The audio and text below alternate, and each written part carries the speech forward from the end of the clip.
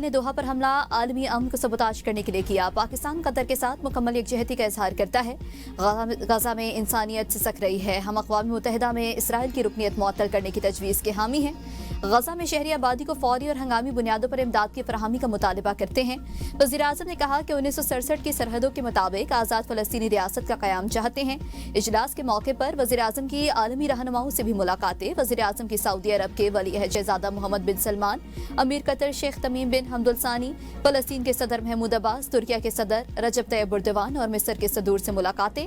वज़ीर-ए-आज़म शहबाज शरीफ फ़लस्तीन के सदर महमूद अब्बास से बाहमी एहतराम के तौर पर बगलगीर हुए। मुलाकातों में दो तरफा ताल्लुकात, कतर पर इसराइली हमले समेत अहम उमूर पर तबादला ख्याल किया गया।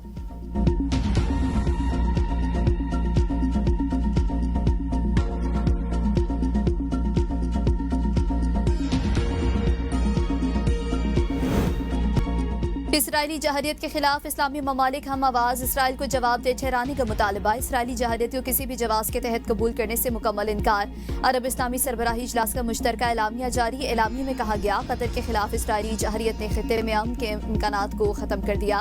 इजलास से खिताब करते हुए अमीर कतर शेख तमीम बिन हमदुल सानी ने कहा कि ग्रेटर इसराइल का एजेंडा आलमी अमन के लिए खतरा, क़याम अमन के लिए मसला फ़लस्तीन हल करना होगा। इसराइल ने इंसानियत के खिलाफ जराइम में तमाम हदें पार कर दी।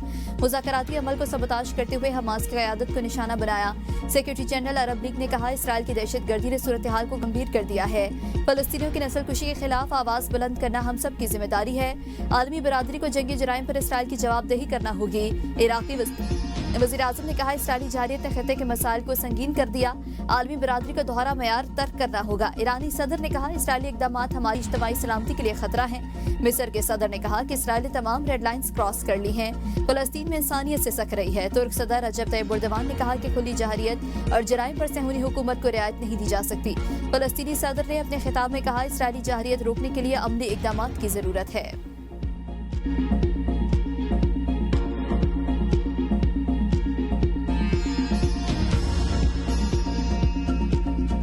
पंजाब के दरियाओं में पानी की सतह कम होने के बावजूद सैलाब की तबाहकारियां जारी। चिश्तियां, ऊँट शरीफ, जलालपुर, अलीपुर, शुजाबाद, मंजनाबाद में हर तरफ तबाही के मनाजिर।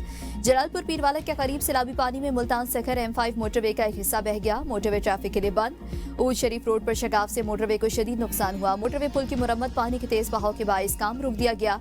ऊँट शरीफ के 25 देहात पानी में डूब गए हैं। जमीनी राबता मुनक़ता। दरिया चनाब के पानी में कमी होने के बाद शुजाबाद के ज़रियाब इलाकों में भी पानी उतरने लगा। हजारों एकड़ रकबे पर खड़ी फसलें भी डूब गई। सैलाब में फंसे मुतासरीन को खुराक की किल्लत का सामना। अलीपुर से पानी उतरने के बाद 11 लाशें बरामद। रहीम यार खान, राजनपुर और विहाड़ी के सैकड़ों देहात पानी में तहाल डूबे हैं। मकानात, बुनियादी इंफ्रास्ट्रक्चर तबाह होने के अलावा हजारों एकड़ रकबे पर खड़ी फसलें बर्बाद हो चुकी। मुतासरीन की बड़ी तादाद तहाल खुले आसमान तले जिंदगी गुजारने पर मजबूर है।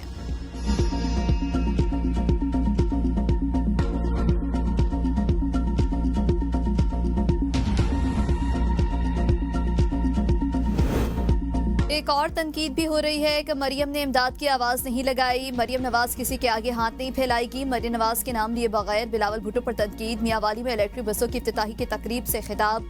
कहा, तनकीद करना आसान, काम करना बहुत मुश्किल है। गुजरात से कुछ लोग हुक्मरान भी रहे लेकिन कुछ नहीं किया। इस वक्त के वज़ीर-ए-आज़म ऐनक लगाकर शीशे से नीचे देखते रहे, सिर्फ फजाई जायजा लिया, आवाम की खबर तक नहीं ली। बिस्तरों में लेट कर काम नहीं होते, मैदान में आना पड़ता है। गवर्नेंस के एतबार से सबसे बड़ा शहर गुजरात है। सबसे बदतरीन निकासी निज़ाम गुजरात में है। 26 अरब रुपए की लागत से गुजरात में नया सीवरेज सिस्टम ला रहे हैं। वज़ीर आला मरियम नवाज का मुजफ्फरगढ़ की तहसील अलीपुर के सैलाब मुतासरा इलाकों का दौरा। सैलाब मुतासरीन के मसाइल सुने।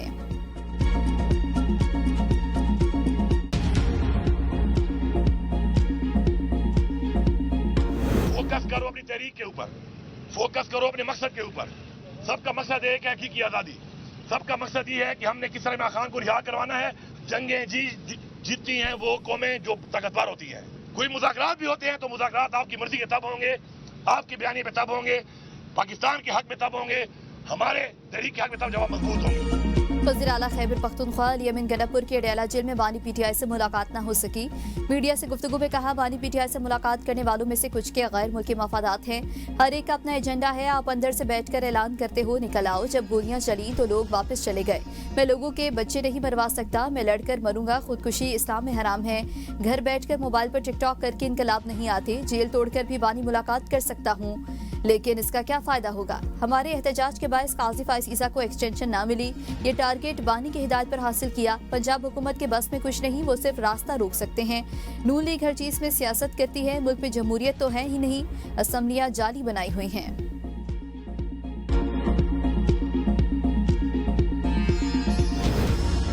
सदर नून लीग और साबिक वज़ीर आज़म नवाज शरीफ मामूल के तिबई मुआयने के लिए लंदन चले गए। लंदन में क़याम तकरीबन 2 हफ्ते तवील होने का इम्कान।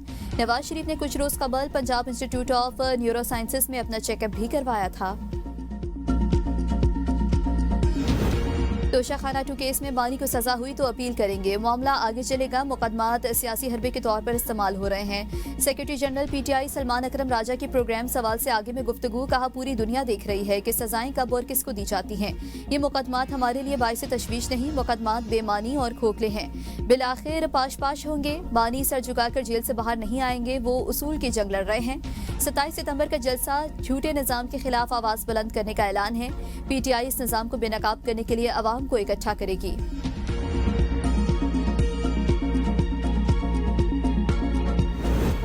नून लीग के वजीरों ने एक धेला भी अपनी जेब से नहीं दिया। साबिक वजीर आला पंजाब चौधरी परवेज इलाही की गुजरात में यूनियन काउंसिल मदीना और सूख कला के दौरे के दौरान मीडिया से गुफ्तगू।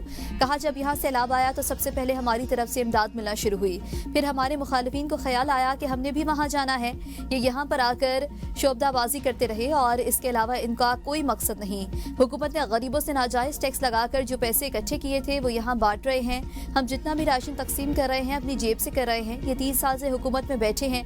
पहले यहाँ पर सैलाब आने का हिसाब दें। मेरे दौर में सूख कला के इलाके के लिए 14 करोड़ के फंड से तरक्याती काम करवाए, वो भी इस हुकूमत ने बर्बाद कर दिया। 3 साल से हमारे मंसूबे बंद न करते तो गुजरात का ये हाल ना होता।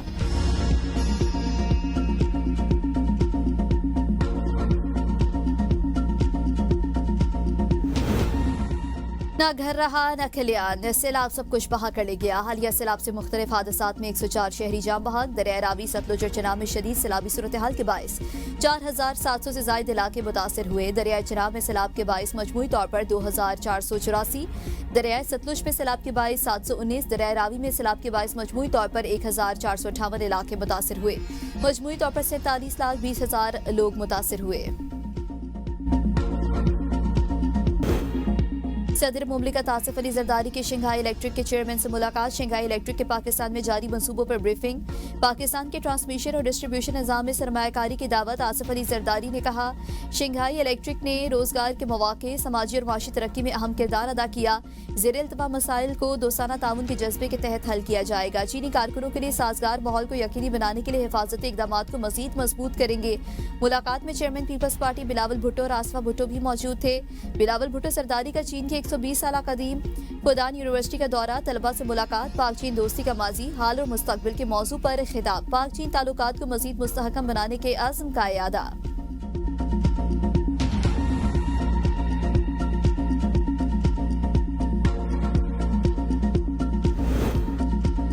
स्टेट बैंक का शरह सूद 11% पर बरकरार रखने का फैसला। आइंदा 2 माह के लिए नई मॉनेटरी पॉलिसी का ऐलान। फैसला गवर्नर स्टेट बैंक की ज़ेर सदारत मॉनेटरी पॉलिसी कमेटी के इजलास में किया गया। स्टेट बैंक ने पॉलिसी रेट मुसलसल तीसरी बार बरकरार रखा। एलामिया में कहा गया है कि कमेटी ने नोट किया कि तवानाई की कीमतों, खासतौर पर गैस के नरखों में तवक्को से ज्यादा रद्दोबदल से महंगाई के मंजरनामे में कुछ बिगाड़ आया। ताहम तवक्को है मुस्तकबिल में महंगाई हदफ की हद में आकर मुस्तहकम हो जाएगी। माहिरीन के मुताबिक सैलाब की तबाहकारियों के बायस महंगाई में इजाफे के खदशे पर शरह सूद में तब्दीली मुमकिन नहीं थी।